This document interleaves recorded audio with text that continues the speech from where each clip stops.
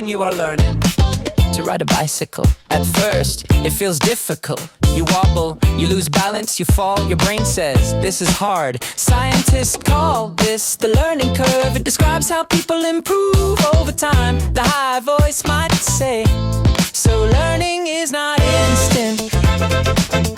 The deeper voice might answer, exactly. Learning is a process.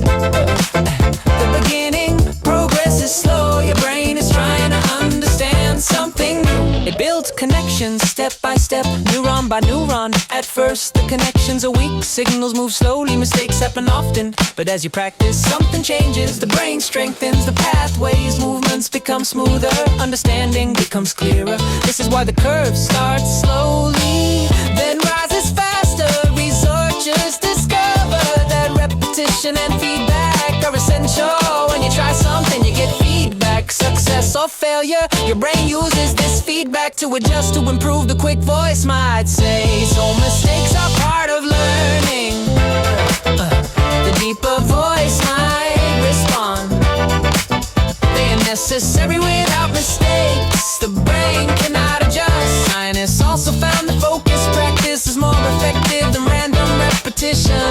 This is called deliberate practice. Instead of repeating what you already know, you challenge yourself, you work on weak areas, you push slightly beyond your comfort zone. This creates stronger learning, the high voice might say. So improvement comes from challenge. The deeper voice might answer yes. Growth begins at the edge of difficulty, but the learning curve is not always smooth. Sometimes progress feels fast, sometimes it feels tough. This is normal, researchers call this the plateau phase. During this phase, the brain is reorganizing. Even if you do not see change, improvement is still happening. The quick voice might say, so staying consistent is important. The deeper voice might respond, consistency builds momentum. Scientists also discovered that rest matters. Sleep, breaks, recovery all help the brain process information. Without rest, learning becomes slower with rest. The brain strengthens connections. Yes, the high voice might say, so learning is practice and rest. The deeper voice might close, exactly, because growth is not just effort. It is balance. It is balance. Every skill you learn, every idea you understand, every habit you build follows a curve. Slow at first, then faster, then stable. Every time you keep going, you move a little higher on your own learning curve. Imagine your brain as a giant library, not a quiet building with wooden shelves, but a living library made of billions of tiny cells. Scientists call these cells neurons. Every time you see something, hear something, touch something, or learn something new, these neurons create connections like tiny roads linking ideas together. Scientists call this memory formation. Memory is not a single object, it is a network of neurons working together. The high voice might say, so every memory is like a map. The deeper voice might answer, exactly. A memory is a path inside the brain. When something happens for the first time, the path is weak like a trail in fresh snow. But when you repeat an experience, the path becomes stronger. Scientists discovered that repetition strengthens neural pathways. This process is called synaptic strengthening. The more often neurons activate together, the easier they communicate. In simple words, practice makes memory stronger. Researchers tested this in many experiments. Students who reviewed information multiple times remembered more. Musicians who practiced regularly played with more accuracy. Athletes who repeated movements improved coordination. The quick voice might laugh, so practice is basically brain construction. The deeper voice might respond,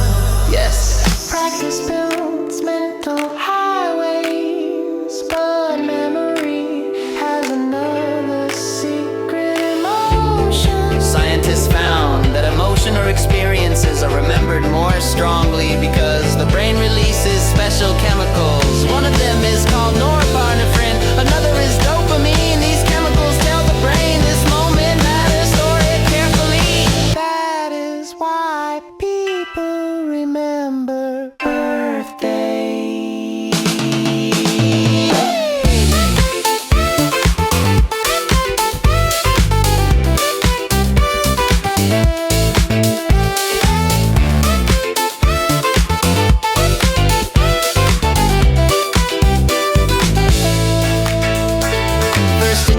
Important conversations, emotional events create stronger memory signals. The high voice might say, so the brain is not just recording, it's choosing what matters. The deeper voice might answer, exactly. Memory is selective. Your brain filters what it keeps, what it forgets, and what it strengthens. Scientists also discovered that sleep plays an important role. During sleep, the brain reorganizes memories. Important information is strengthened, unnecessary details fade away. The brain quietly sorts the library while the body rests. The quick voice might say, so sleeping is also studying. A deeper voice might close, yes, because learning doesn't stop when you close your eyes.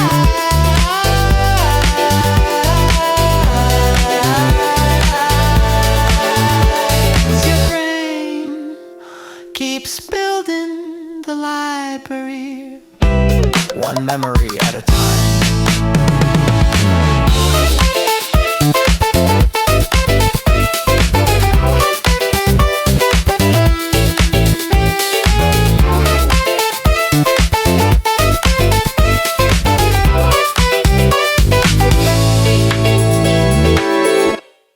Imagine your brain as a scientist working inside your head all day.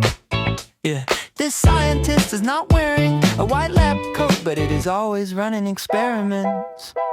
Every second your brain tries to guess what will happen next. Oh, scientists call this prediction, prediction, prediction, prediction.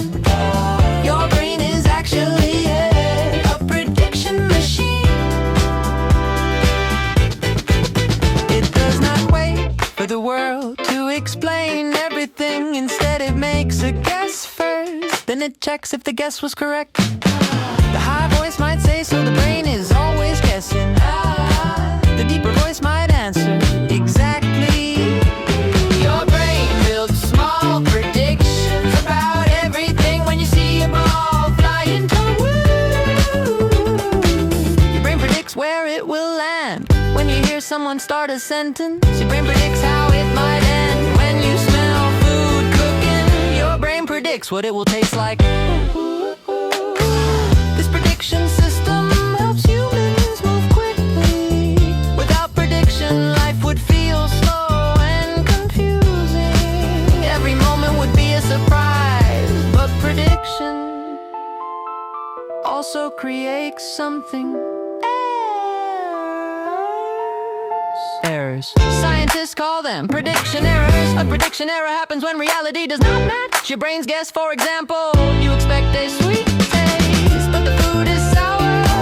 Your brain says something is wrong, and suddenly your attention increases. Prediction errors are very important. They help the brain learn when the brain makes a wrong prediction. It updates its internal model of the world. The quick voice might say, so mistakes are actually lessons. The deeper voice might respond, yes, prediction errors are teachers. Researchers discovered that dopamine also appears during prediction errors. When something surprising happens, your brain says, pay attention, update the system. That is how learning becomes stronger. Children learn this way naturally. They experiment, they test ideas, they watch what happens, then their brains update predictions. Adults do the same thing without noticing. Every conversation, every decision, every expectation or rely on prediction. The high voice might laugh, so the brain is basically a future machine. The deeper voice might answer, a small future machine running constantly. But prediction can also create problems. If the brain predicts something negative, it may prepare for danger, even when danger is not real. For example, if someone believes people will judge me, their brain predicts criticism, even in neutral situations. This prediction changes behavior. The body becomes tense, the voice becomes quiet, the mind searches for threats. Scientists say that awareness can interrupt bad predictions. If you notice what your brain is predicting, you can ask a simple question: is this prediction actually true, or is it just an old pattern?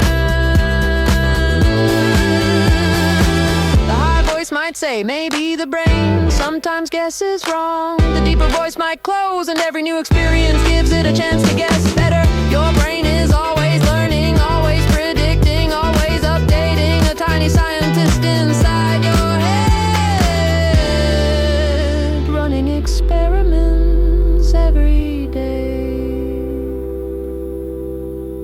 Imagine your brain as a game system. Not a screen with buttons, but a system that gives rewards. Every time you do something important, scientists call this the reward circuit. It is a group of connected brain areas working together to decide what feels good and what should be repeated, the high voice might say. So the brain gives points for good actions. The deeper voice might answer exactly, but the points are not numbers, they are feelings. When you achieve something, finish a task, solve a problem, or learn something new, your brain releases a chemical called dopamine. Dopamine creates a feeling of satisfaction, motivation, and excitement. It tells your brain, this is good, do it again, do it again. This is good, this is good, this is good, this is good. Do it again, do it again. This is brain, this is good, do it again. Scientists discovered that dopamine is not just about reward. It is also about anticipation. Your brain releases dopamine before the reward happens. When you expect something good, for example, when you're about to eat your favorite food, or open a message you are excited about, the quick voice might say. So excitement starts before the result. The deeper voice might respond. Yes, the brain predicts reward and prepares for it. This system helps humans learn. If something leads to a positive outcome, the brain strengthens the behavior. If something leads to a negative outcome, the brain weakens the behavior. This is called reinforcement learning. Research has found that the system is essential for survival. Early humans needed to remember which foods were safe, which paths were dangerous, which actions led to success. The reward circuit helped guide decisions. But in modern life, this system can sometimes become confused, because not all rewards are healthy. Some activities trigger strong dopamine but do not help growth. For example, constant notifications, endless scrolling, short-term excitement. The brain still says, this feels good, do it again. The high voice might say, so the brain can be tricked. The deeper voice might answer sometimes, because the system was designed for a different world. Scientists suggest that awareness is important. If you understand how the reward circuit works, you can choose which rewards to follow. The quick voice might ask, so discipline is choosing better rewards. The deeper voice might close exactly, because the brain always listens to dopamine. But you decide what deserves it, and every choice teaches your brain.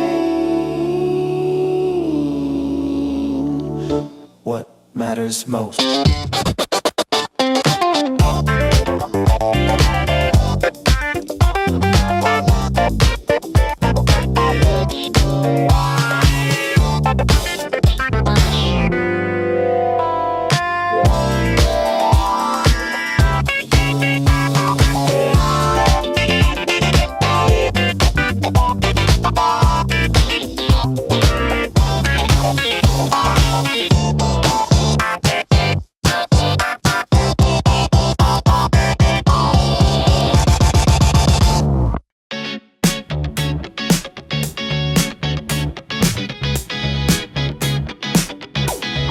Imagine your brain as a machine that saves energy, not because it is lazy, but because it is efficient. Scientists discovered that the brain likes to automate behavior. This is called a habit. A habit is something you do without thinking deeply, like brushing your teeth, tying your shoes, checking your phone, walking the same path every day, the high voice might say. So habits are like shortcuts. The deeper voice might answer exactly. Habits save energy instead of making a new decision every time. The brain creates a loop. Scientists call this the habit loop. The loop has 3 parts: a cue, a routine, and a reward. The cue is a signal, something that tells your brain start this behavior. For example, waking up, seeing your phone, feeling bored. The routine is the action, what you actually do. Check messages, eat a snack, open an app. The reward is the result, something that feels good, is satisfying. This reward tells your brain, remember this loop. The quick voice might say, so the brain records patterns again. The deeper voice might respond, yes, but this time it's about behavior. Researchers found that once a habit is formed, the brain reduces activity because it no longer needs to think hard. The action becomes automatic. This is useful because it frees up mental energy for more complex tasks.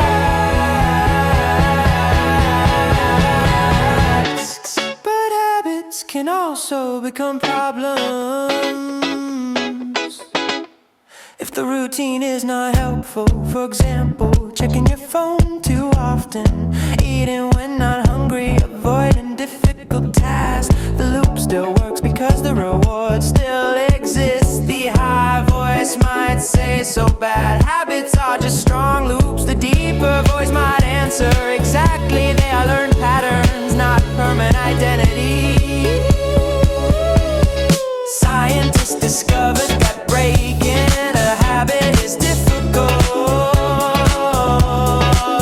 because the brain remembers the loop, but replacing a habit is possible if you keep the cue and change the routine while keeping a similar reward. For example, instead of checking your phone when bored, you take a short walk.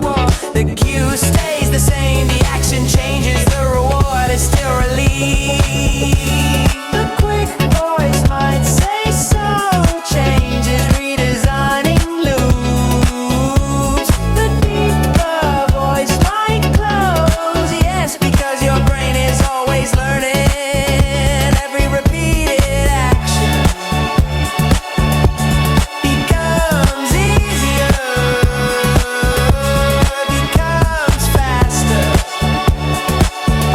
becomes automatic. So every small choice you repeat is quietly shaping who you become.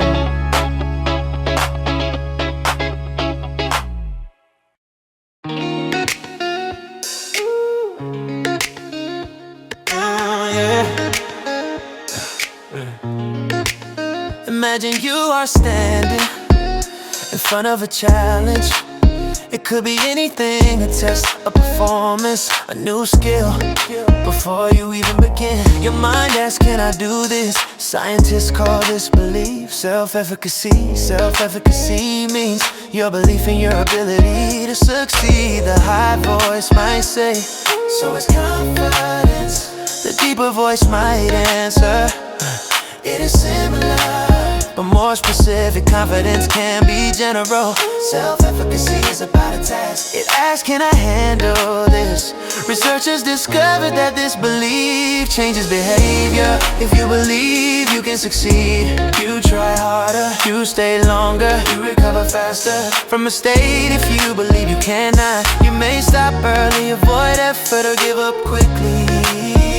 The quick voice might say, so belief affects effort. The deeper voice might respond. Yes, it shapes action. Scientists studied this in many situations. Students with higher self-efficacy perform better, not because they were always smarter, but because they kept going. Athletes with strong belief practice longer, handle pressure better, and improve faster. The high voice might say, so belief creates persistence. The deeper voice might answer, exactly, it fuels effort. Researchers also found that self-efficacy comes from experience. When you succeed at something, even something small, your brain records it. It says, I did this, I can do it again. These small wins build belief.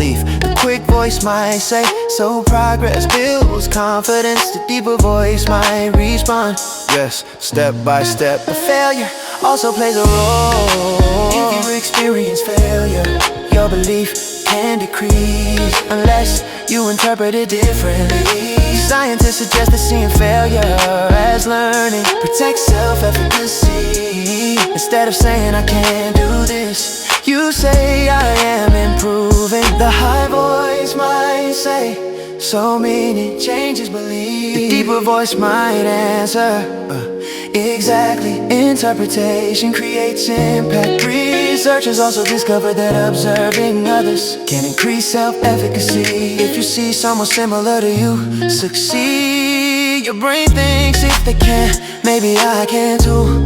This is called vicarious experience. The quick voice might say, so role models matter. The deeper voice might respond, yes, they expand possibilities. Self-efficacy also connects to emotion. When belief is strong, anxiety decreases, focus improves. When belief is weak, fear increases, performance drops. The high voice might say, so the mind affects the body. The deeper voice might close, exactly, because belief is not just a thought, it is a signal.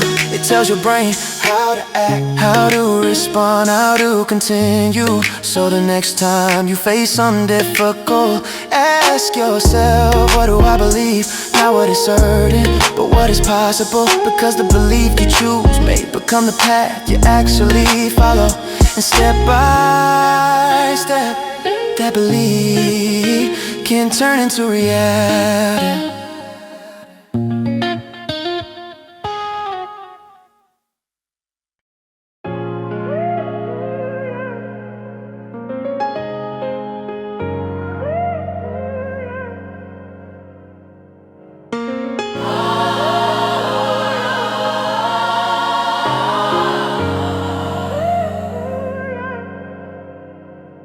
Imagine your life as a story, not a story written in a book,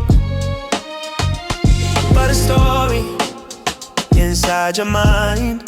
Scientists call this narrative identity.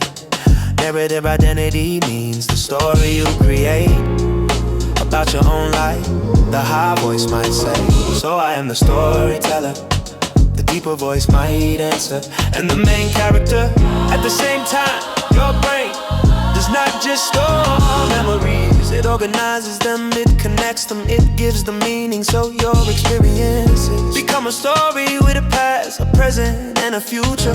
Researchers discover that people naturally build narratives to understand themselves. Without a story, life would feel random, disconnected, confused, and the quick voice might say, so stories create meaning. Ooh, the deeper voice might respond. Yes, they give structure. Ooh. Imagine two people experiencing the same event.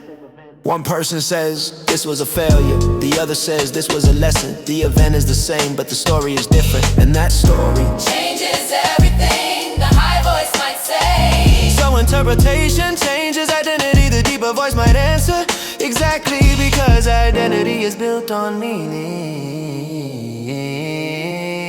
Scientists found that narrative identity influences behavior. If someone sees themselves as someone who overcomes challenges, they act differently. If someone sees themselves as someone who always fails, their actions follow that belief. The brain aligns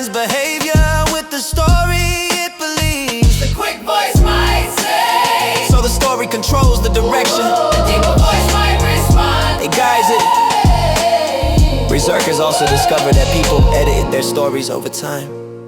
They remember events in ways that fit their current identity. This means memory is not perfect.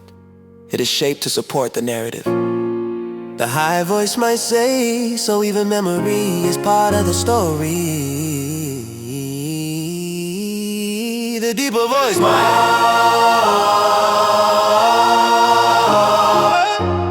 The deeper voice might store, yes. It is not just recording, it is storytelling. Narrative identity also includes the future. Not just what happened, but what will happen. People imagine who they will become, where they will go, what their life will mean. This future story guides present decisions. The quick voice might say, So the future is also written. the deeper voice might respond. It's being written every day. Scientists suggest that changing your story can change your life if you rewrite the narrative from I am stuck to I am learning from I failed to I am growing. The meaning changes and behavior follows.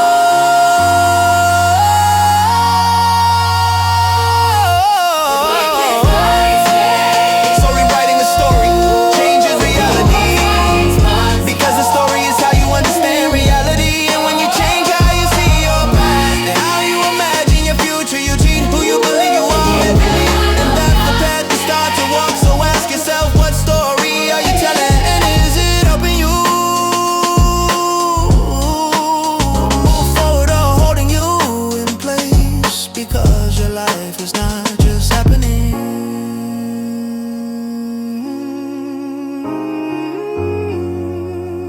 It is being written by you. Imagine you feel something, but you can only say, I feel bad or I feel good. That feels simple, but scientists say emotions are much more detailed. This idea is called emotional granularity. Emotional granularity means how precisely you can describe your emotions. The high voice might say so. Emotions have more than two labels. The deeper voice might answer many more. For example, instead of saying I feel bad, you might say I feel frustrated, I feel disappointed, I feel anxious, I feel tired, I feel overwhelmed. Yeah. Each one is different. Researchers discovered that people who can describe emotions more precisely understand themselves better and regulate emotions more effectively. The quick voice might say so. Naming emotions helps control them. The deeper voice might respond. Yes, because clarity creates understanding. Imagine it's two people experience the same situation. One person says, I feel bad. The other says, I feel nervous because I don't know what happened. The second person has more information about their own state. And with that information, they can respond better. The high voice might say, so detailed creates direction. The deeper voice might answer exactly. Scientists studied this in many experiments. They found that high emotional granularity is linked to better coping, better decision making, lower stress. Because their brain is not confused, it knows what is happening. But when emotions are unclear, the brain reacts broadly. It feels overwhelmed without knowing why. The quick voice might say, so confusion makes emotions stronger. The deeper voice might respond sometimes. Yes, because uncertainty amplifies feeling. Researchers also found that language matters. The words you know shape the emotions you can describe if your vocabulary is limited. Your emotional awareness is limited. The high voice might say, so learning word changes feelings. deeper voice might answer. It changes how you understand them. Scientists also discovered that emotional granularity can be trained by reflecting, by journaling, by asking simple questions. What exactly am I feeling? Why am I feeling this? What caused it? The quick voice might say, so awareness is a skill. The deeper voice might respond, yes. It grows with practice. Emotional granularity also helps relationships. When you explain your feelings clearly, others understand you better. Misunderstandings decrease, connection improves. The high voice might say, so communicate starts with clarity. The deeper voice might close, exactly. Because emotions are not just signals, they are information. And the more clearly you read them, the better you understand yourself, your decision, and the people around you. So next time you feel something, pause, look closer, ask yourself, what is this feeling? Not just good or bad, but what exactly? Because inside that answer is a deeper understanding of who you are and how you move through the world.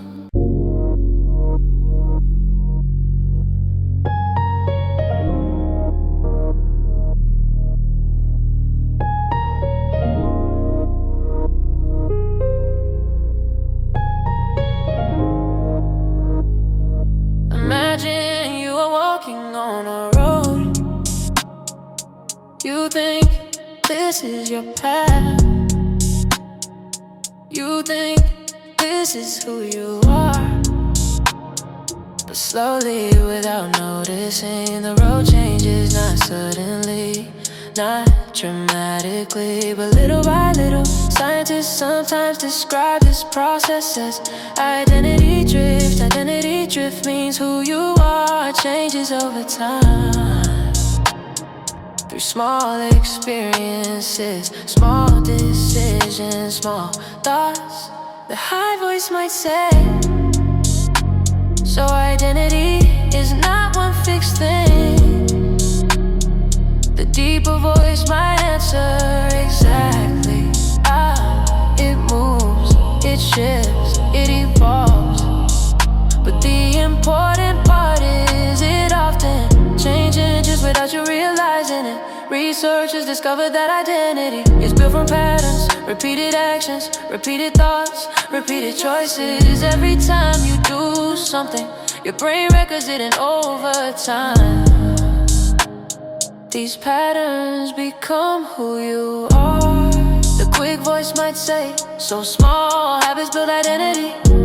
The deeper voice might respond, yes, not big moments, but repeated ones. Imagine someone who says, I'm not confident at first. That might not be true, but if they repeat avoiding challenges, avoiding speaking, avoiding risk, the brain learns, this is who I am, and slowly identity drifts in that direction.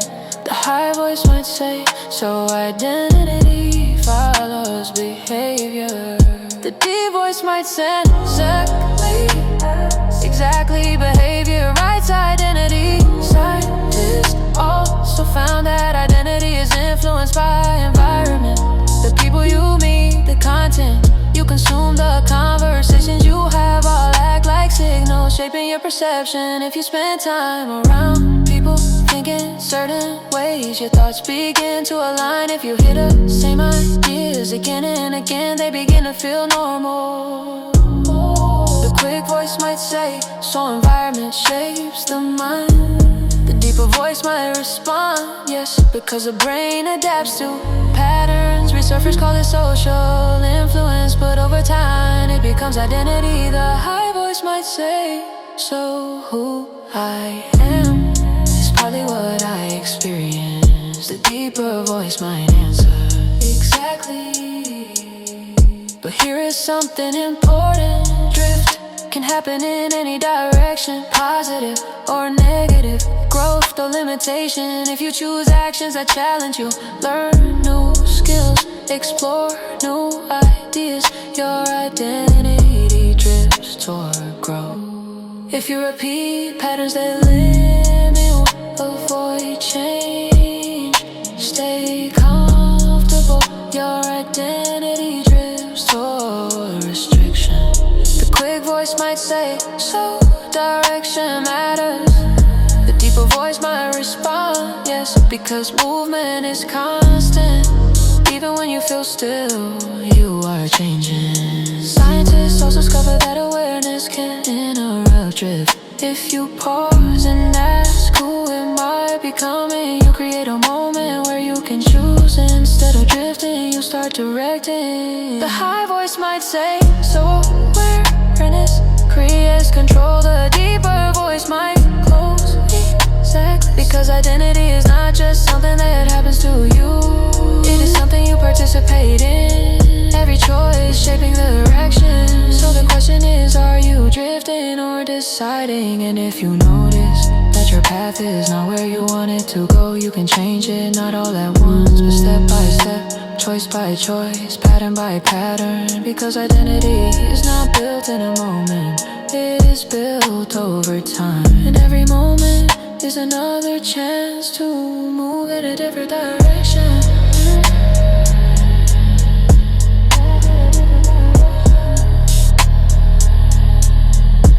Move in a different direction. Move in a different direction.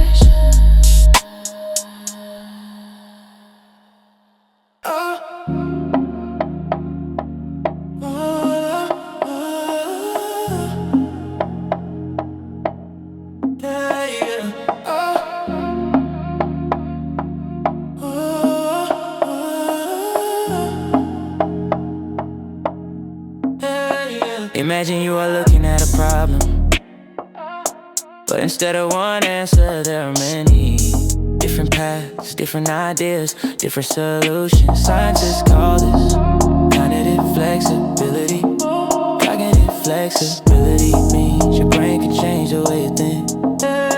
It can shift perspective, adapt to new situations, and find new ways to solve problems. The high voice might say, so thinking is not fixed. The deeper voice might answer, exactly your brain is not locked into one pattern. It can move, it can adjust, it can evolve. Researchers discover that flexible thinking is one of the most important skills for learning. When people face something new, those with cognitive flexibility try different approaches, they do not stop at the first failure.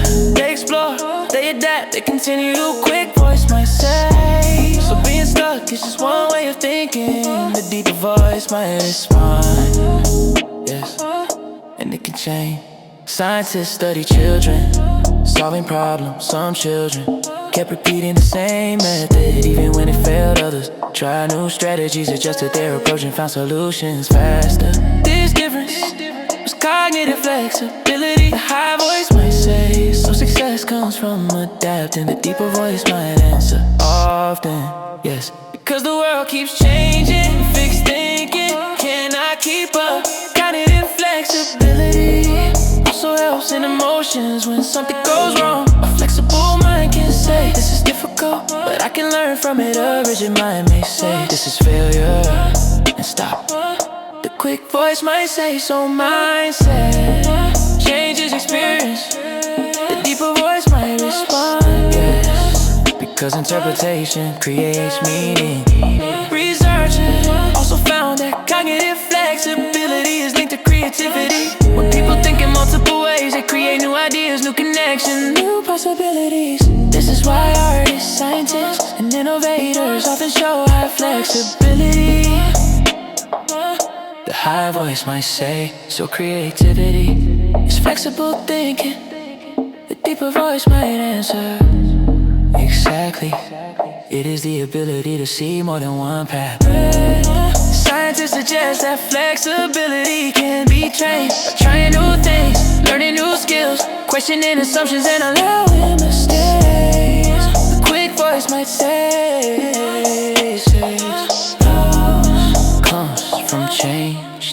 voice might close, yes, because the mind that adapts becomes stronger, not by staying the same, but by learning when to change and how to move when the path is no longer clear.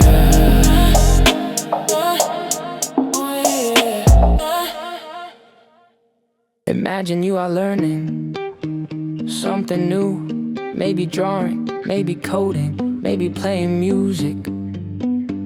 At the beginning, you learn a little and suddenly you feel confident.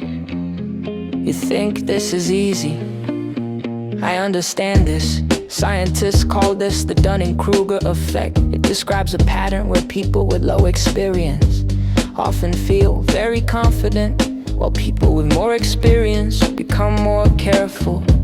The high voice might say, so beginners feel more confident.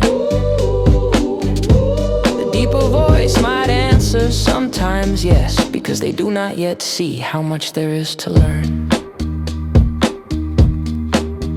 At the beginning, you only know a small part, so the problem looks simple. But as you learn more, you discover complexity, details, exceptions, difficulties, and your confidence changes. The quick voice might say, so learning reduces confidence. The deeper voice might respond, it makes confidence more accurate. Researchers found that beginners often overestimate their ability because they lack the knowledge to evaluate themselves. But experts often underestimate because they understand how complex things are. The high voice might say, so knowledge changes perspective. The deeper voice might answer, exactly. Understanding reveals depth. Scientists describe this as a curve. At first, confidence is high, then it drops. As awareness grows, then it slowly rises again. As real skill develops, the quick voice might say, so real confidence comes later. The deeper voice might respond, yes.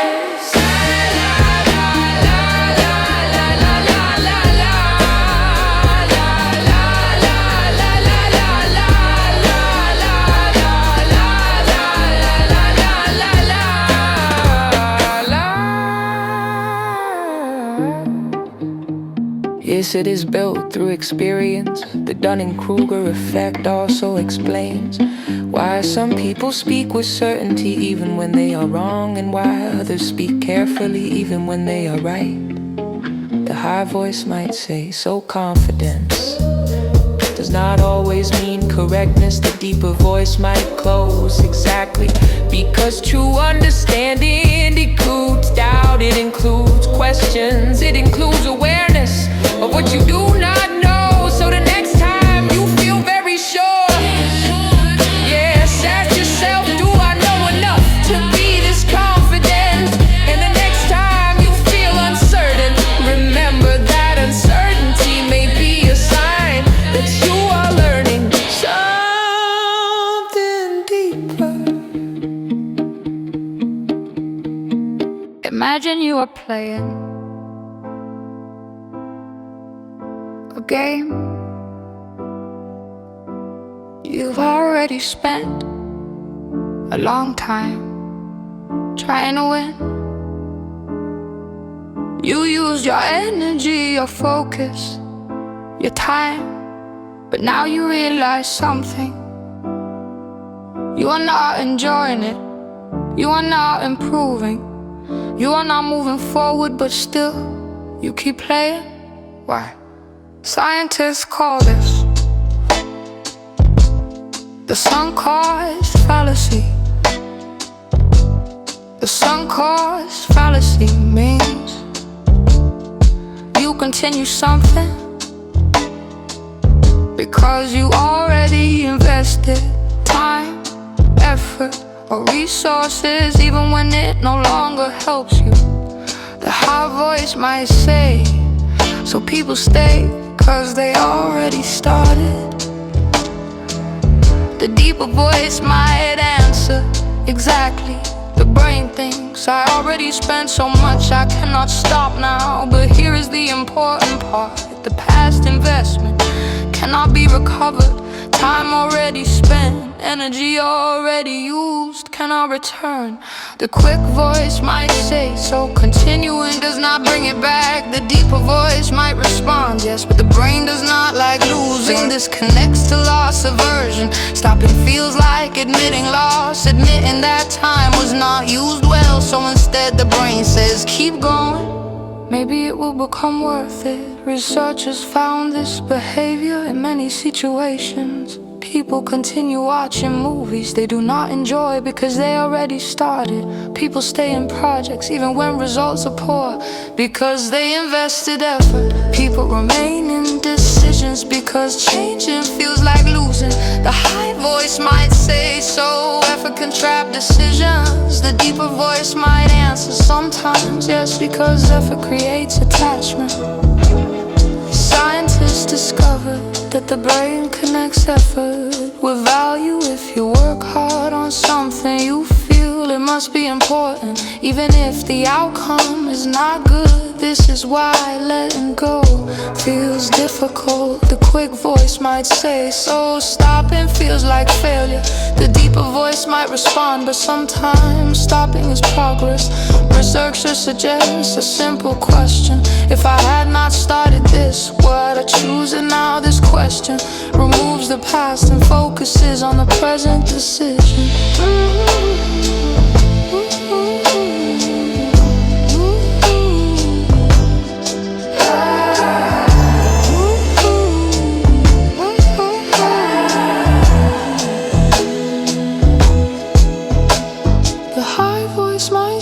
So decisions should be based on now. The deeper voice might close, yes, because the past is already fixed, but the future is still open. The sunk cost fallacy teaches something important. Not everything should be continued just because it began. Sometimes the strongest decision is not to hold on, but to release and move forward without carrying what no longer helps you. Because real progress is not about protecting past effort, it is about choosing what matters next.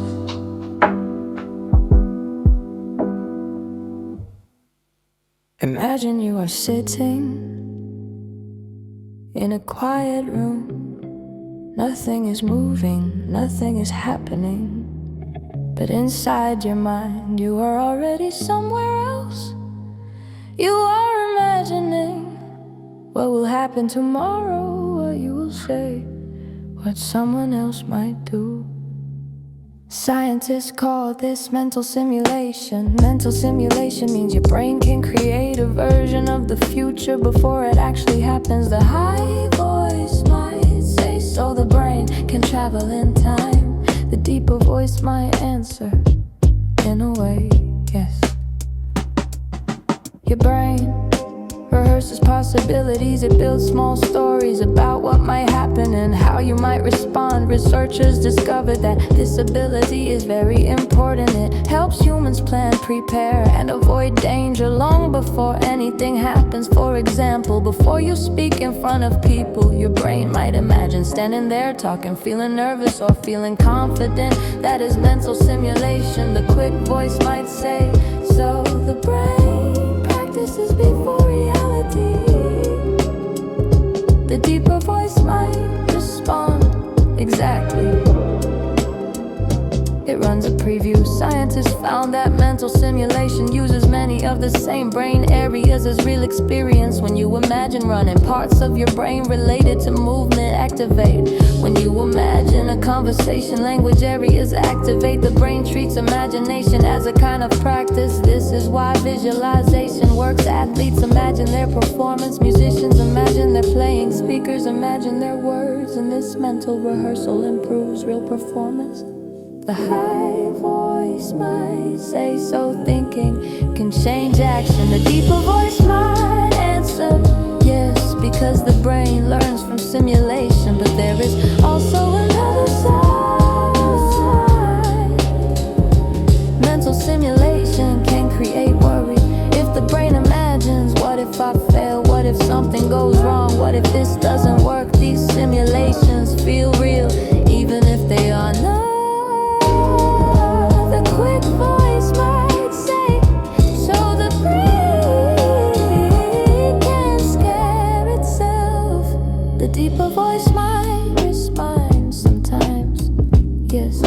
'cause it cannot always tell the difference between imagined future and real danger.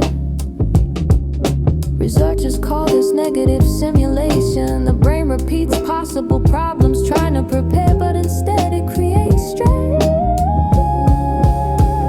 The high voice might say, so imagination can help or hurt.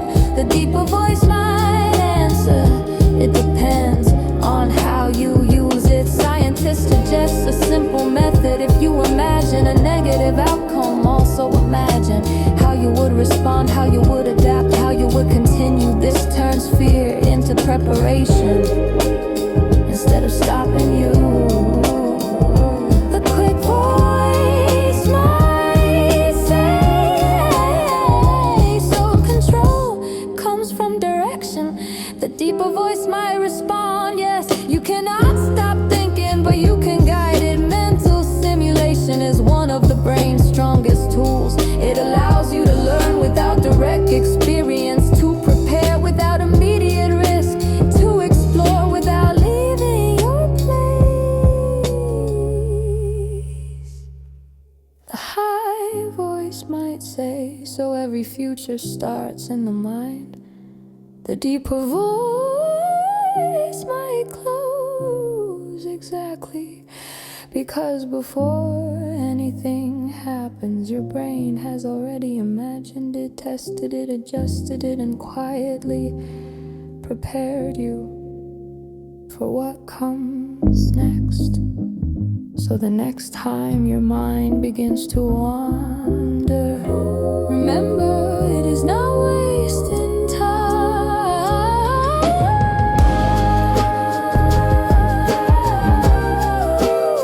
It is building possibilities, and every possibility is a step toward understanding how you want to move when the moment finally arrives. Imagine you are given two choices. You can have one candy now or two candies later. Which one would you choose? Scientists asked this exact question to many children. Some children said, I want one candy now. Others said, I will wait for two candies. This experiment became very famous. It is called the marshmallow test, and it helps explain a concept called delayed gratification.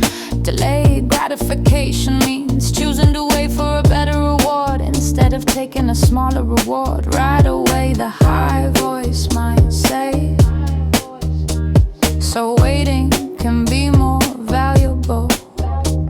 The deeper voice might answer, yes, but waiting is not easy. Your brain likes immediate rewards. When you see something good, your brain says, take it now, feel good now, because immediate rewards release dopamine quickly. They create instant satisfaction. The quick voice might say, so the brain loves now more than later. The deeper voice might respond, exactly. The future feels far, the present feels real. Scientists discovered that self-control is the key. Children who waited in the experiment often showed stronger self-control. Later studies found that those children tended to perform better in school, in decision-making, and in long-term planning.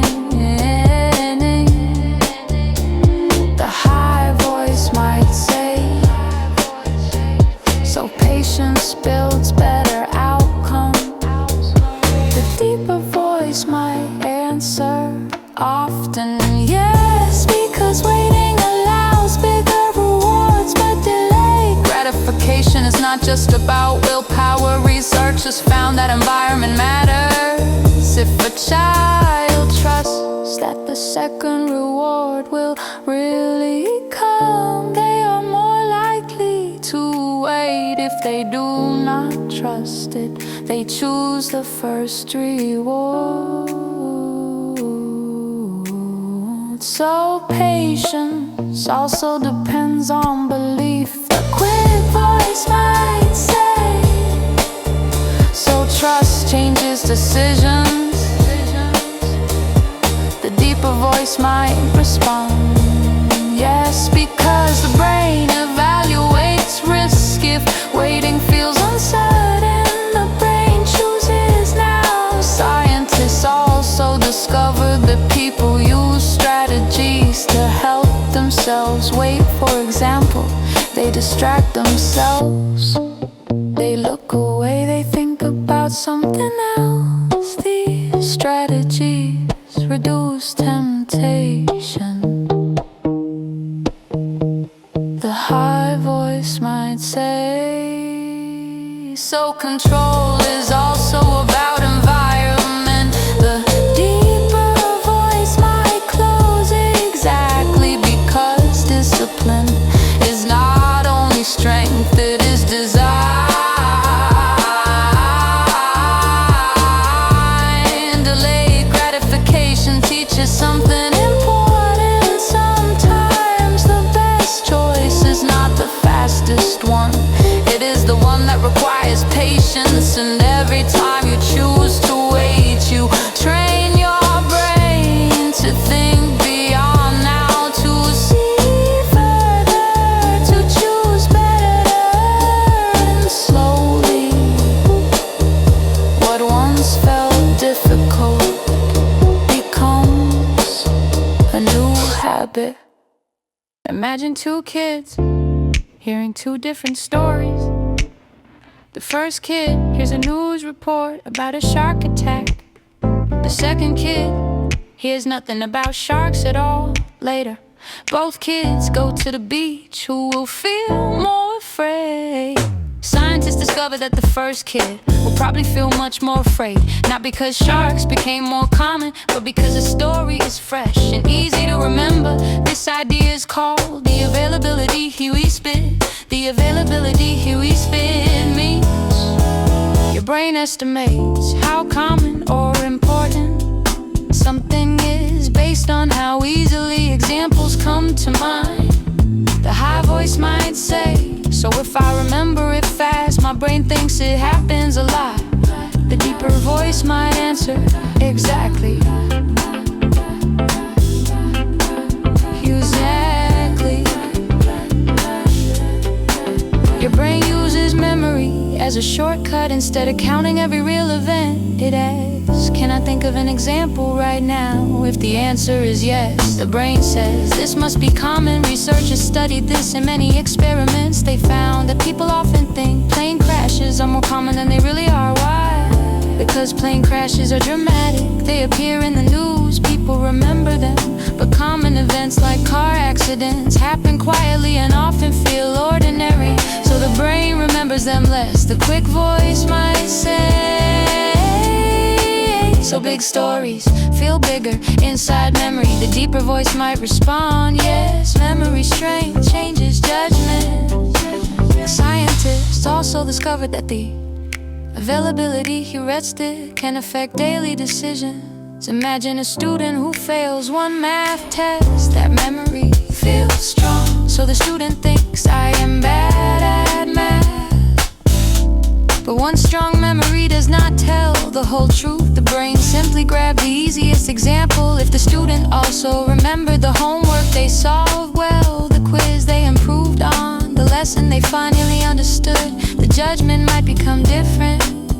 The high voice might say, so the brain sometimes picks the loudest memory. The deeper voice might answer, exact. Not always the most accurate memory, the loudest. This happens in friendships too. If someone remembers one rude comment, they may think that person is always mean. If someone remembers one kind moment, they may think that person is always nice. But real people are more complex. The brain just likes easy examples. Researchers say this shortcut is helpful sometimes. It saves time, it helps quick decisions. If you remember touching a hot stove and getting burned, the memory is easy to find. That helps you stay safe, so the availability he's fake is not always bad. It is a fast tool, but fast tools can make mistakes. The quick voice might say, so the shortcut works fast, but not perfectly. The deeper voice might respond, yes. Fast thinking helps survival, slow thinking helps accuracy. Scientists suggest a simple trick. When you feel certain about something, ask yourself, am I using all the evidence or only the easiest memory? That question helps the brain slow down. Let's imagine a classroom, a teacher asks, which is more dangerous, flying in a plane or riding in a car? Many kids might say the plane, because plane crashes look scary on screen. But if the teacher shows real numbers, the answer changes. Now the brain has more than memory, it has evidence. This is why science matters. Science helps us check the shortcuts. The high voice might say, so science is like a second opinion for the brain. The deeper voice might close, exactly. Your brain is smart, but it likes easy answers. Science helps it find better ones. The availability he writes teaches us that what feels common is not always common, and what feels true is not always the full story. Sometimes the loudest memory wins too quickly, but if you pause, ask questions, and look again, your mind can move from quick guessing to better understanding.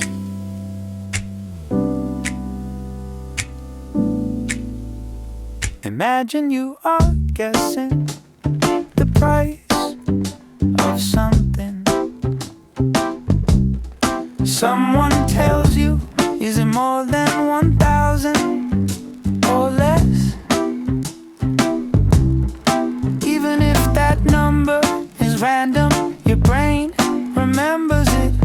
Scientists call this anchoring. The anchoring effect means the first number you see or hear changes how you think about the next number. The high voice might say, so the first idea sticks in your head. The deeper voice might answer, exactly. Your brain uses it as a reference point, even if it should not. Researchers discovered this effect in many experiments. They asked people to guess numbers, but before guessing, they showed them a random number, like spinning a wheel, even though the number was meaningless. People's answers moved closer to that number. The quick voice might say, so the brain gets influenced easily. The deeper voice might respond. It uses shortcuts because thinking deeply takes energy. Anchoring is one of those shortcuts. It helps the brain make fast decisions, but sometimes it leads to mistakes. For example, if you see a product with a high original price, then a discount, the lower price feels like a good deal, even if it is still expensive, because your brain compares it to the first number. The high voice might say, so the first number changes everything. The deeper voice might answer, it sets the phrase. Scientists found that anchoring also affects everyday thinking. When people negotiate, the first offer often shapes the final result. When people estimate time, the first guess influences future guesses. Even in conversations, the first idea can guide the whole discussion. The quick voice might say, so starting point is powerful. The deeper voice might respond. Yes, it shapes perception. Anchoring works because the brain does not start from zero. It starts from something, then it just but the adjustment is often not enough. So the first number remains important, the high voice might say. So awareness can change this, the deeper voice might close. Yes, if you notice the anchor, you can question it.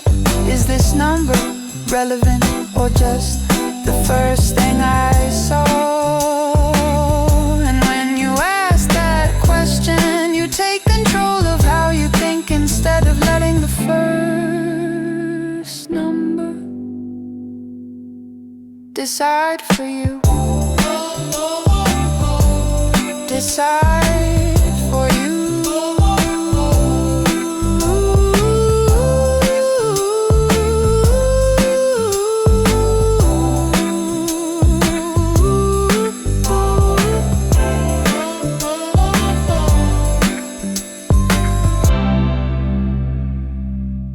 Imagine you have two choices. You can win 10 points, or you can lose 10 points. Which one feels stronger? Scientists discovered something interesting. Losing 10 points feels worse than winning 10 points feels good. This idea is called loss aversion. Loss aversion means people feel losses more strongly than gains. The high voice might say, so losing hurts more than winning feels good. The deeper voice might answer, exactly. The brain reacts more strongly to negative outcomes. Researchers tested this with many experiments. They gave people different choices: win something or risk losing something. Even when the numbers were equal, people tried harder to avoid losing than the game. The quick voice might say, so the brain protects what it has. The deeper voice might respond, yes, because survival depended on it. In early human life, losing resources, food, safety, shelter could be dangerous. So the brain evolved to avoid loss more than it seeks gain.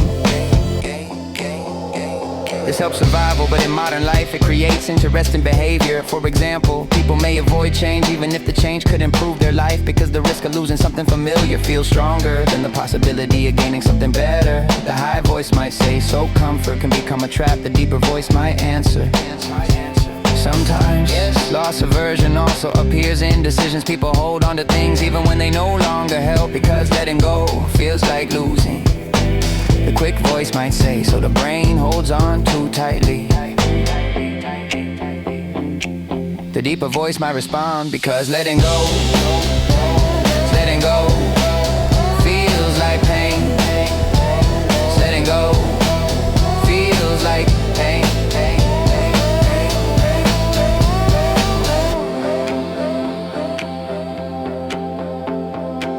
Scientists also found that framing matters. If you say you will lose $10, people react strongly.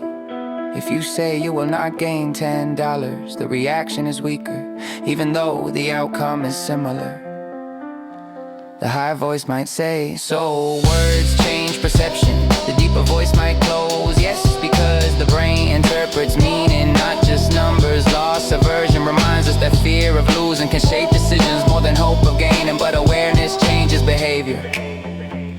If you understand why loss feels strong, you can ask, is this fear protecting me or limiting me?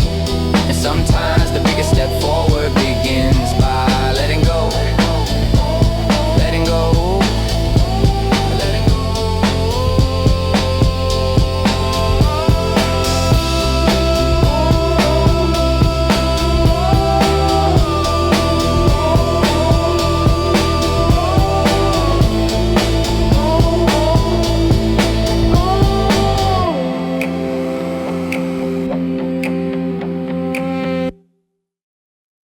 Imagine your brain as a city, not a city made of buildings, but a city made of connections, roads, paths, signals. Every time you learn something new,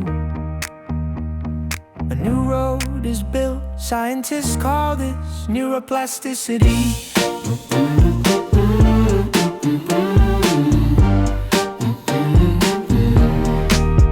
Neuroplasticity means the brain can change. It can reorganize itself. It can create new connections and strengthen old ones. The high voice might say, so the brain is not fixed. The deeper voice might answer, exactly. Your brain is always adapting when you practice something. The connections between neurons become stronger. Signals travel faster. The task becomes easier. Researchers discovered that repetition, focus, and attention all increase these connections. This is why practice works. The quick voice might say, so learning is building pathways. The deeper voice might respond, yes, and using them makes them stronger. Learning is building pathways.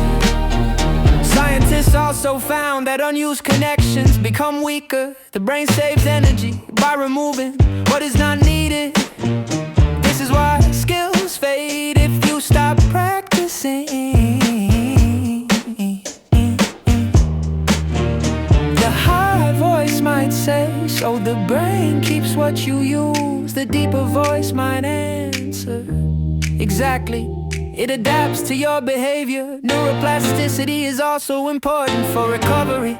If part of the brain is damaged, other parts can sometimes take over the function. With training, with repetition, with time, the brain finds new ways. It shows how flexible it is.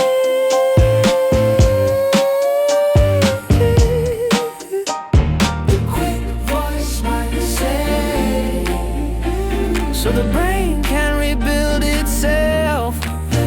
The deeper voice might respond to some extent, yes. Researchers also discovered that mindset matters. If you believe I can improve, your brain becomes more open to learning. If you believe I cannot change, your effort decreases and the brain adapts less. The high voice might say, so belief affects growth.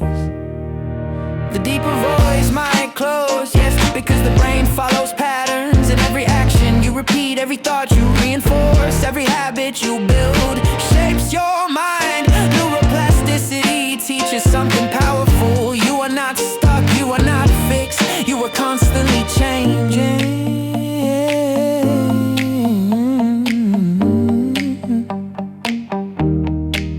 Every day, every moment, every choice is building your brain, and the direction you choose becomes the structure you live inside.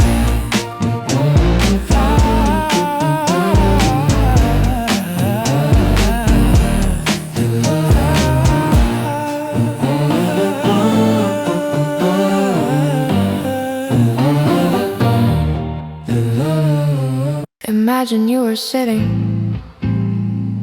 quietly, not reading, not talking, not watching anything, just thinking. Your mind starts to wander. You think about the past, something you said, something you remember. Then suddenly you think about the future, what you will do tomorrow, what might happen next. Scientists discovered that your brain is still very active during these moments, even when you are doing nothing. They call this system the default mode network. The high voice might say, so the brain never really rests. The deeper voice might answer, exactly. It changes modes when you focus on a task. One network is active when you rest and think internally. Another network appears. The default mode network is active when you are daydreaming, remembering, imagining, thinking about yourself, thinking about others. Researchers found that this network helps build identity because it connects memories, experiences, and future ideas. The quick voice might say, so daydreaming is not useless. The deeper voice might respond that it is important. Scientists discovered that the default mode network helps with creativity. When your mind wanders, it connects ideas that are not usually connected. This is why people get ideas while walking, showering, or resting. The brain is still working, just differently. The high voice might say, so thinking without focus still matters. The deeper voice might answer, yes, it helps you understand yourself. Researchers also found that this network is related to reflection. When you think about who am I, what do I want, what did I learn? The default mode network is active. It helps you build meaning, but there is also a challenge. Too much activity.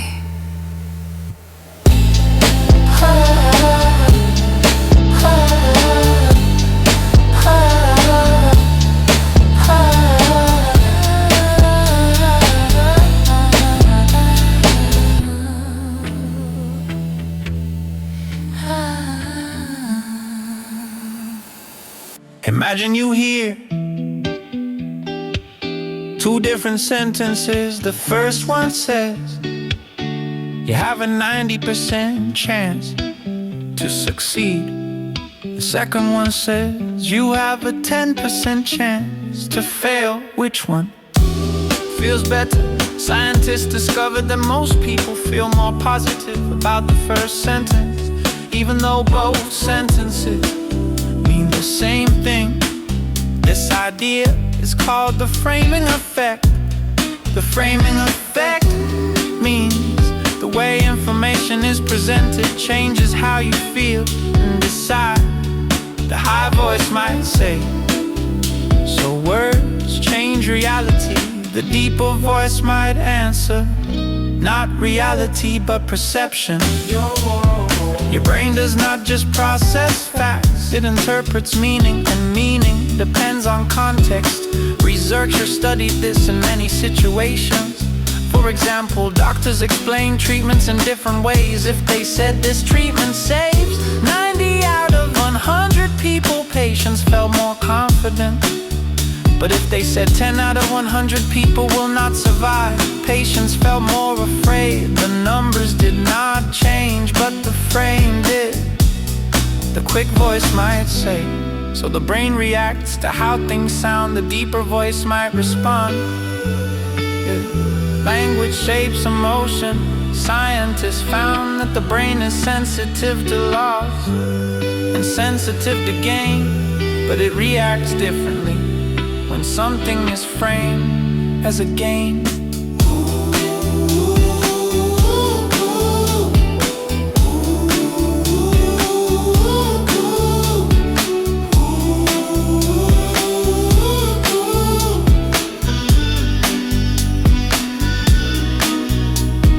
The brain feels safer when something is framed as a loss. The brain becomes cautious. This connects to loss aversion, but framing controls which side you see first.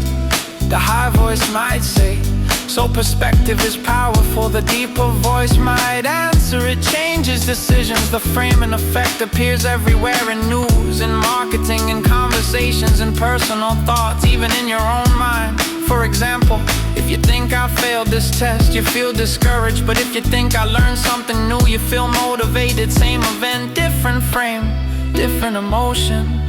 The quick voice might say, so you can change how you feel by changing the frame. The deeper voice might respond, yes, because interpretation shapes experience. Scientists suggest that awareness is the key. If you notice how something is framed, you can ask, is there another way to see this? What if I change the perspective? The high voice might say, so thinking is flexible. The deeper voice might close, exactly, because your brain is not just observing, it is telling a story. And sometimes changing the story changes everything.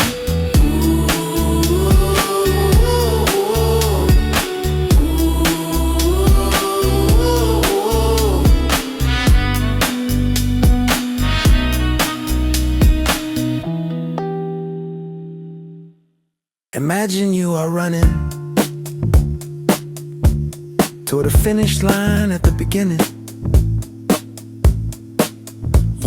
slowly, your steps are careful, your energy is steady. But as you get closer to the finish line, something changes, you move faster, you feel stronger, you push harder.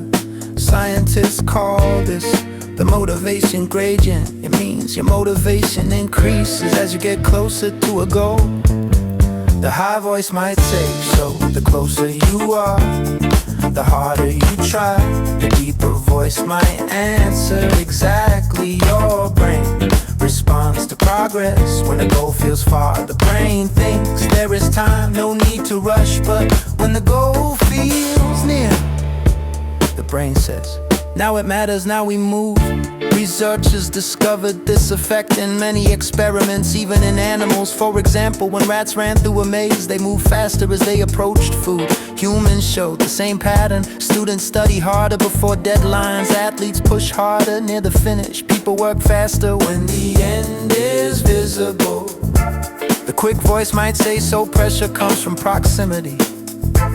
The deeper voice might respond, yes, distance shapes effort. Scientists also found that visible progress increases motivation. When people see how far they have come, they feel encouraged. This is why progress bars exist, why checklists feel satisfying, why small wins matter. Each step forward tells the brain, keep going. You are closer.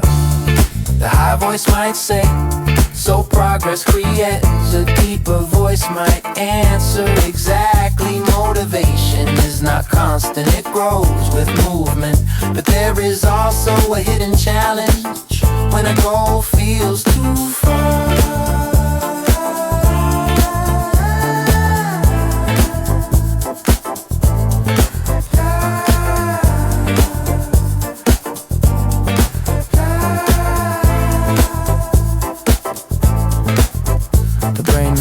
Interest. It may feel too big, too difficult, too distant. Researchers suggest breaking large goals into smaller steps. Each small step creates a new finish line. Each finish line creates a new motivation boost. The quick voice might say so. Small wins build big results. The deeper voice might respond, yes, because the brain needs visible progress. Scientists also discovered that motivation is connected to belief. If you believe you can reach the goal, your effort increases. If you believe it is impossible, your effort decreases. This is why mindset matters. The high voice might say, so belief changes behavior. The deeper voice might close, because the brain does not just follow reality.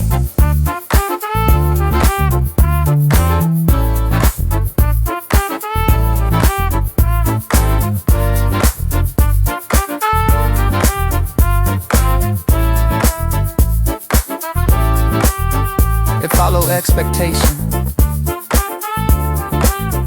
and every step forward, every small movement, every completed task brings you closer, not just to the goal, but to the moment where your effort finally accelerates, and what once felt far becomes right in front of you.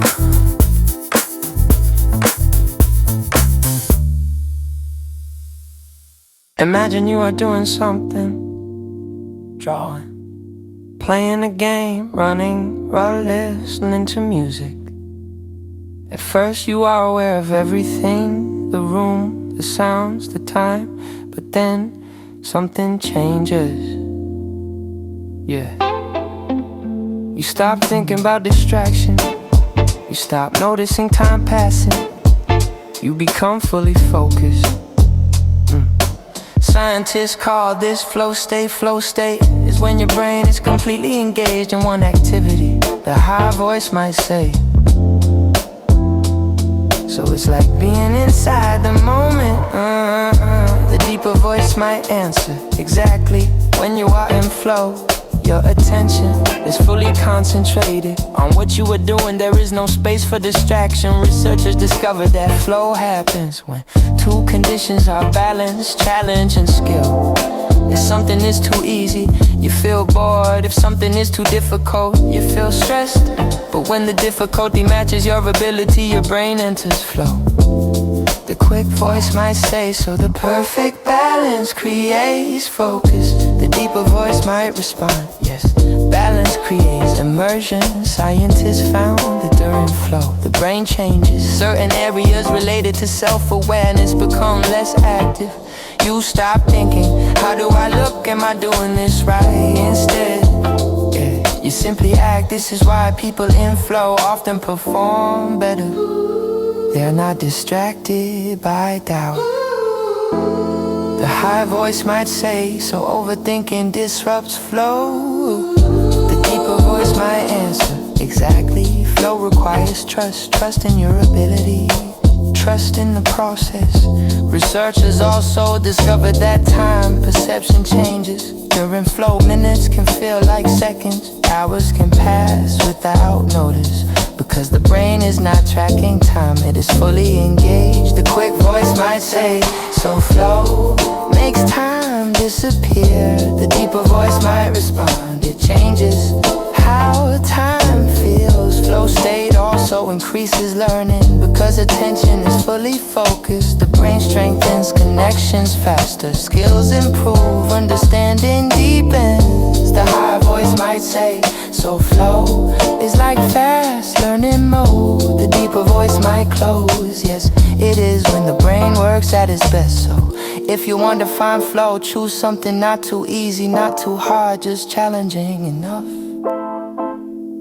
Then focus, remove distractions, stay with the task, and slowly, without noticing, you will enter a state where everything else fades and only the moment remains unseen.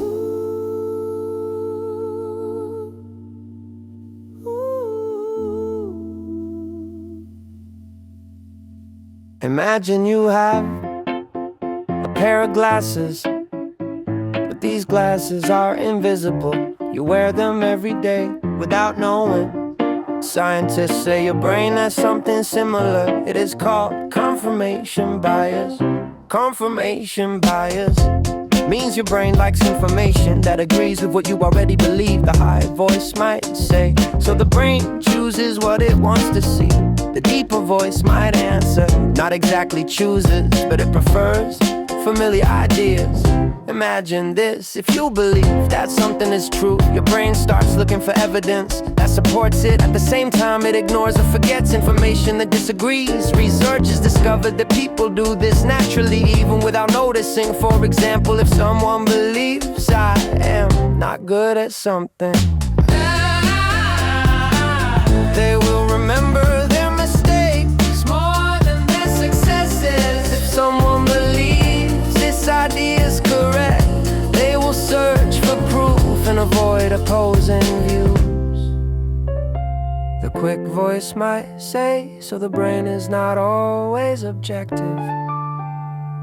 The deeper voice might respond, it tries to be efficient, but efficiency is not always accuracy. Scientists studied this effect in many experiments. They found that people often select information that confirms their existing beliefs. Even when better evidence exists, this happens because changing beliefs requires effort. The brain prefers stability, the high voice might say, so the brain protects its own story. The deeper voice might answer,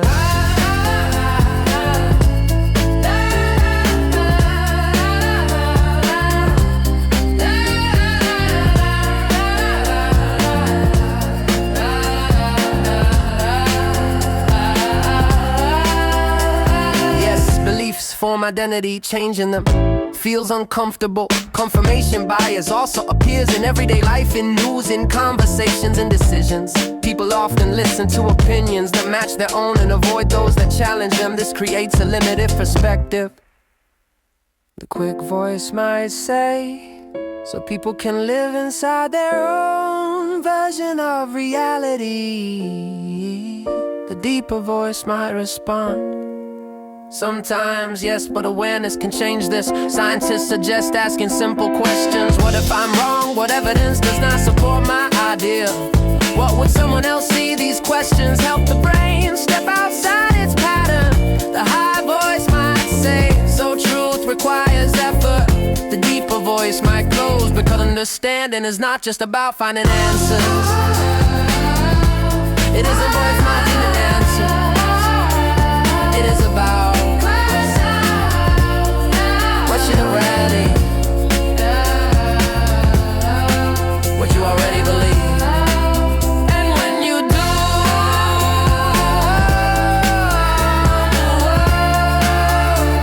the world becomes a little clearer.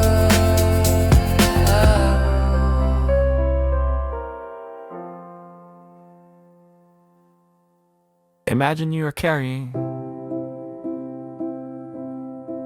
a backpack.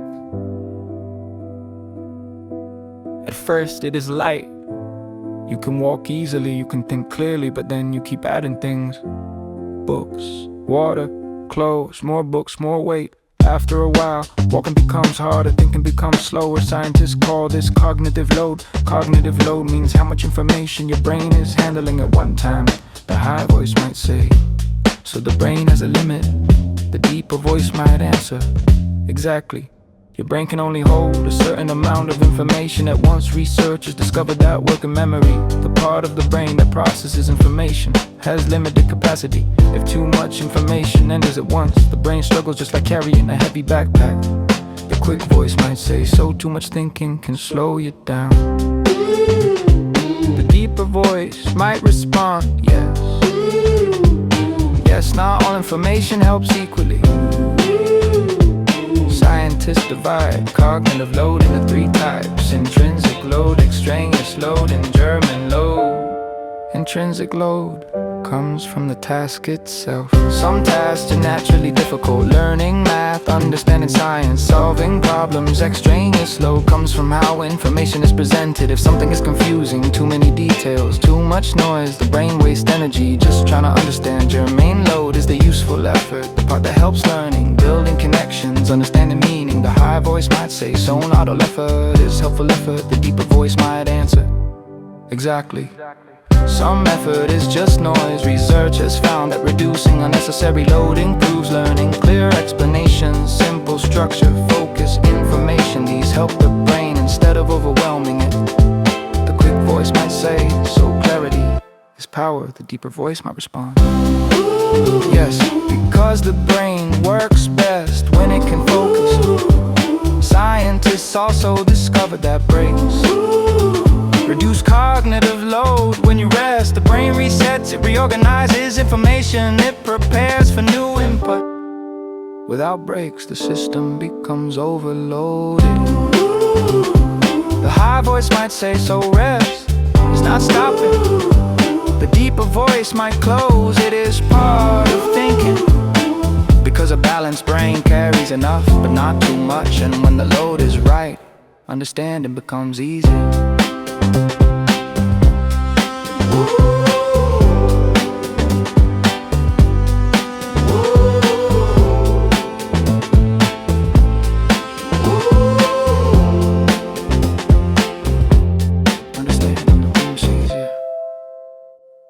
Imagine you are walking in a fog. You cannot see far, you cannot see clearly. You only see what is right in front of you. Scientists call this uncertainty. Uncertainty means not knowing what will happen next. The high voice might say,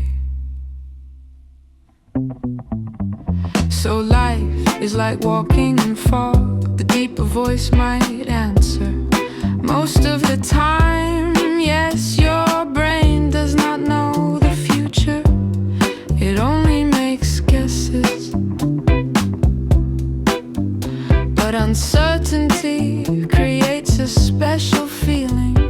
Sometimes it feels like curiosity, sometimes it feels like fear. Researchers discovered that the brain reacts strongly to uncertainty. When outcomes are unclear, the brain becomes alert. It increases attention, it prepares for possibilities. The quick voice might say, so uncertainty wakes the brain up.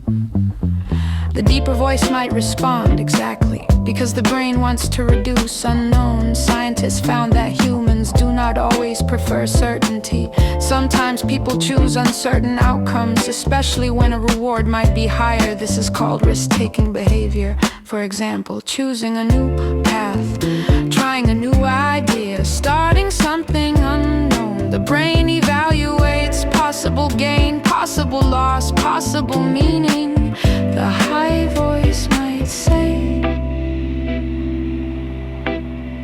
so uncertainty is not always bad. The deeper voice might answer, it can be opportunity, but uncertainty also creates stress. If the brain cannot predict what will happen, it keeps asking, what if? What if this fails? What if this changes? What if this disappears? This loop can feel uncomfortable. Researchers discovered that people use different strategies to handle uncertainty. Some avoid it, they choose safe paths, predictable routines, clear outcomes. Others seek it, they explore, experiment, take risks, learn through experience. The quick voice might say, so people choose different ways to deal with unknowns. The deeper voice might respond, yes, because uncertainty feels different to each person. Scientists suggest that understanding uncertainty can reduce fear. If you accept that not everything can be predicted, the brain becomes calmer. Instead of asking, why is this unclear? You ask, what can I learn here? The high voice might say, so the fog is not the problem. The deeper voice might close, it is just part of the path, because every step you take reveals a little more, and slowly the unknown becomes understood.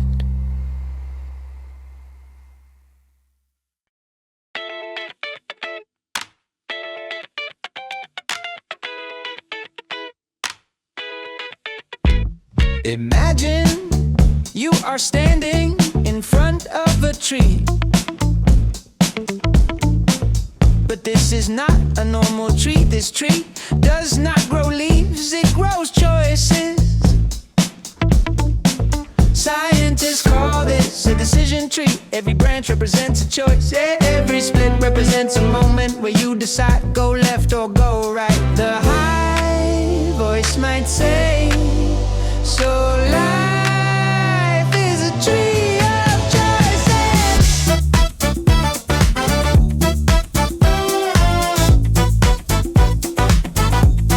The deeper voice might answer, exactly. Every decision creates a new path. When you choose something, you also choose what you did not pick. Researchers in psychology study how people decide. They found that the brain does not explore every possible path. That would take too long. Instead, the brain uses shortcuts. Scientists call these Shivas games. Bits are simple rules that help you decide quickly. For example, if something feels familiar, the brain might say, this is safe. If something feels difficult, the brain might say, avoid it. The quick voice might say, so the brain does not always choose the best option. The deeper voice might respond, sometimes it chooses the fastest option. Researchers discover that decisions are influenced by many things. question is asked. For example, if you asked, do you want to save money or do you want to lose money? The meaning is similar, but the brain reacts differently. This is called framing effect. The way information is presented changes decisions, the high voice might say. So words can change choices. The deeper voice might answer yes, because the brain interprets meaning.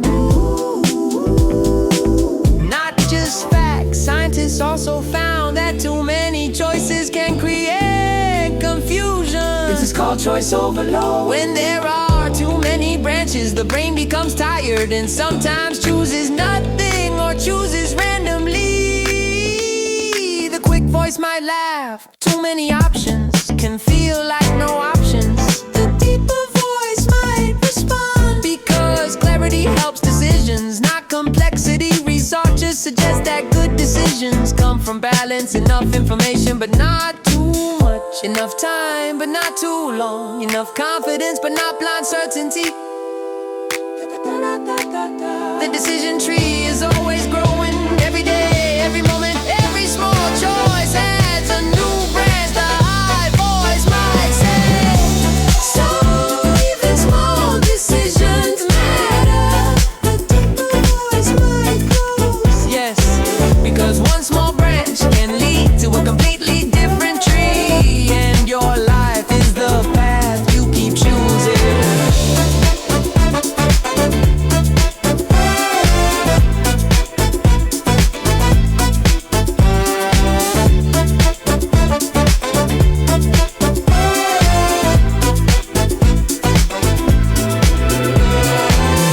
Imagine you have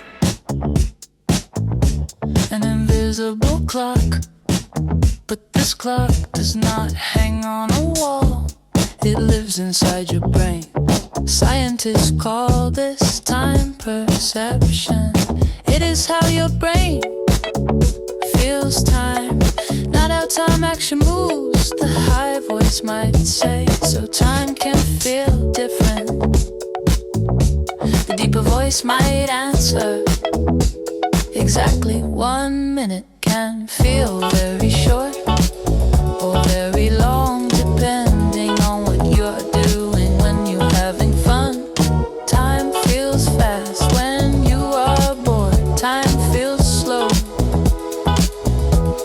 Scientists discovered that the brain does not measure time like a real clock. Instead, it measures events, changes, and attention.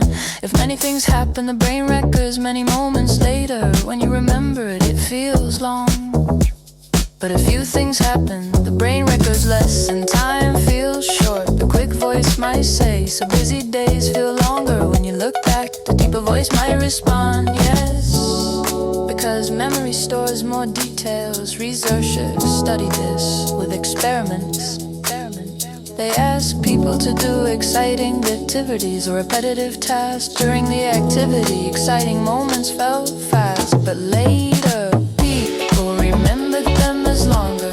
Repetitive tasks felt slow, but later they seemed shorter. The high voice might say, so time is not just time, it's memory. The deeper voice might answer, time perception is built by attention and memory. Scientists also found that emotions change time perception. Fear can make time feel slower because the brain focuses intensely, trying to understand danger. Joy can make time feel faster because the brain is not counting moments, it is enjoying them. The quick voice might so feeling changes time. The deeper voice might respond, yes, time is experienced through emotion. Researchers also discovered that age changes time perception. For children, everything is new, many events happen. Time feels long for adults, many experience repeat, fewer new memories. Time feels faster, the high voice might say. So life feels faster as we grow. The deeper voice might close, because the brain records fewer new moments. So if you want time to feel longer, do new things, learn new skills, explore new places, create new memories. Because time is not just passing,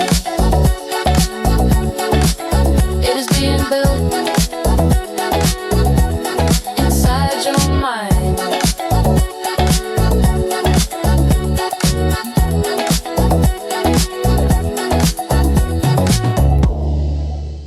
Imagine your brain as a theater.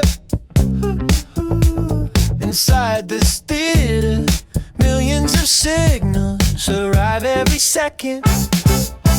Sounds, colors, movements, memories, thoughts. But the brain cannot watch everything at once, so it uses a spotlight. Scientists call this attention. Attention is like a bright light on a stage. Wherever the spotlight points, the part of reality becomes clear. Everything else stays in the dark. The high voice might say, so attention decides what matters. The deeper voice might answer exactly. Without attention, the world would feel overwhelming. Your eyes see thousands of things, your ears hear dozens of sounds, your skin feels temperature, pressure, movement, but attention selects one thing at a time. For example, if you are reading a book, your attention focuses on words you might not notice, a clock ticking nearby. But if someone calls your name, the spotlight moves immediately. Now the voice is important. Scientists discovered that attention works like a limited resource. Your brain cannot focus deeply on many things simultaneously. This is why multitasking is often an illusion. A quick voice might laugh, trying to do everything means doing nothing well. The deeper voice might respond because attention is powerful, but a limited resort can study what happens when attention moves. They found that attention can shift very quickly, almost like a camera lens, zooming in, zooming out, choosing new targets. But every movement has a cost. When attention jumps between tasks, the brain loses efficiency. That is why deep focus often creates better learning. When attention stays on one idea, neurons strengthen their connection. Memory improves, understanding grows, the high voice might say. So attention is the brain's fuel. The deeper voice might answer, and focus is how the fuel gets used. Scientists also discovered that attention can be trained.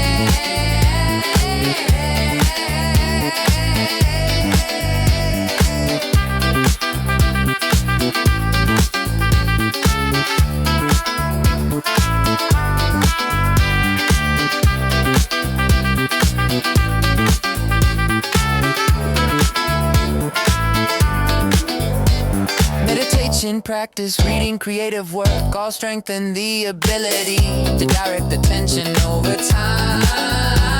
The spotlight becomes steadier instead of flickering. The quick voice might ask, so the real skill is controlling the spotlight. The deeper voice might close, exactly because wherever your attention goes, your mind begins to grow and the world becomes clearer.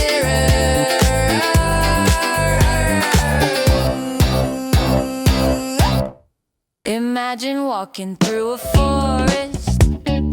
You hear leaves moving, you notice the wind. The sound beats again and again. Your brain starts thinking this sound means something. Scientists say the human brain is a pattern seeker. It constantly searches for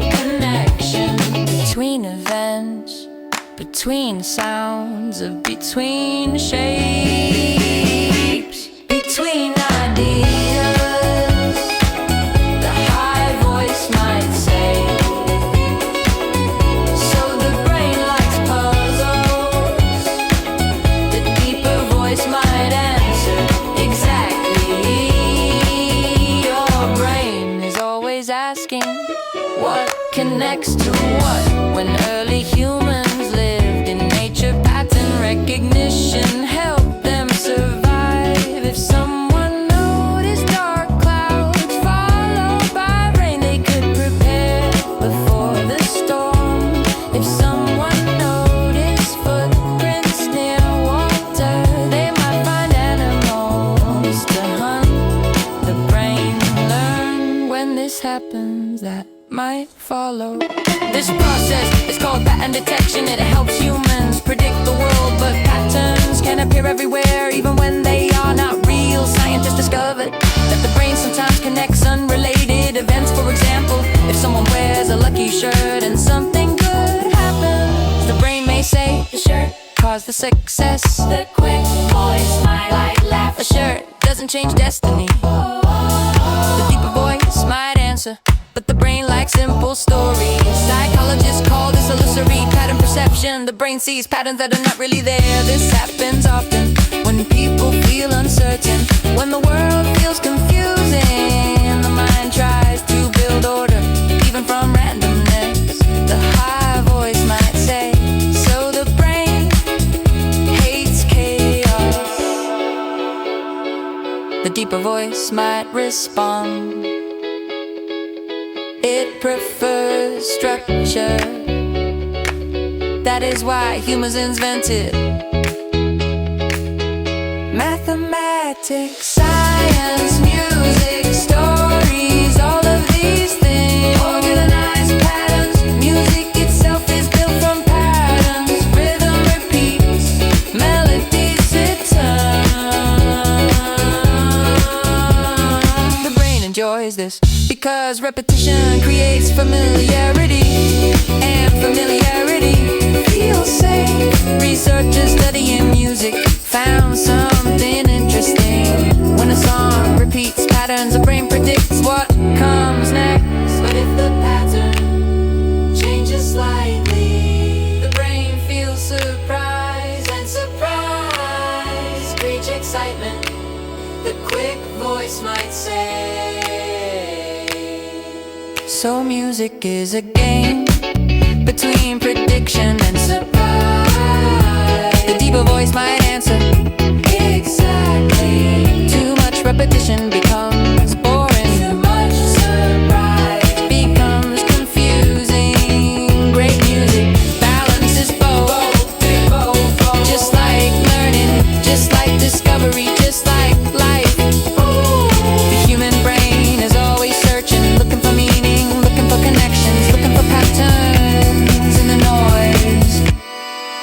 The high voice might say,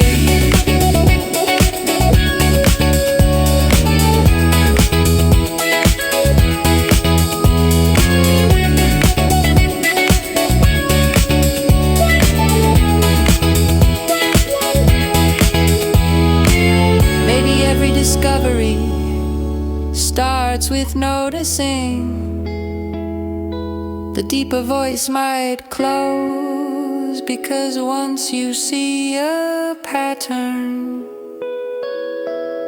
you start understanding how the world moves.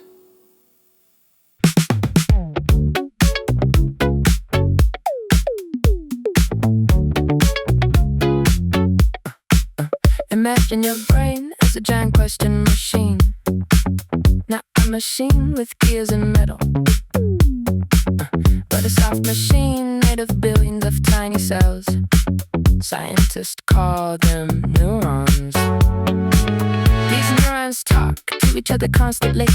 They send little electrical signals back and forth, like tiny messages traveling through invisible wires. One day, a group of scientists asked a simple question: why do humans want to learn new things? Why do we ask questions about the sky, about animals, about space, about others? answer was something called curiosity. Curiosity is not just a feeling, it is actually a system inside the brain. When your brain notices something new, something surprising, something that does not match what you expected, a small signal appears. This signal tells your brain, pay attention. This might be important, the higher voice might say. So curiosity is like a flashlight, the deeper voice might answer. Exactly, it lights up things we don't understand yet. Scientists discovered that curiosity activates a special chemical, dopamine. Dopamine is sometimes called the motivation molecule. When dopamine appears, the brain feels excited, focused, ready to explore. This is why learning something new can feel exciting. The brain rewards discovery, but curiosity does something even more interesting. When you become curious about a question, your brain becomes better at remembering information, even information that is not related to the original question. Researchers tested this idea. They asked students trivia questions. Some questions made the students curious, others did not. Then the scientists showed the students completely unrelated pictures. Later, when the students took a memory test, they remembered the pictures shown during curiosity moments much better. The high voice might say, so curiosity turns the brain into a stronger camera. The deeper voice might answer, yes, curiosity opens the memory gate. This discovery explains why learning works best when people feel interested. If someone forces information into your brain without curiosity, the brain treats it like background noise. But if curiosity appears, the brain suddenly says, this matters. Store it carefully. Curiosity is also connected to exploration. When humans were early explorers, curiosity helped them survive. Someone curious might discover a new plant, a new tool, a safer path, a new source of water. The curious person learned faster, and learning improved survival. Even today, curiosity helps humans adapt. Scientists, engineers, artists, inventors all depend on curiosity.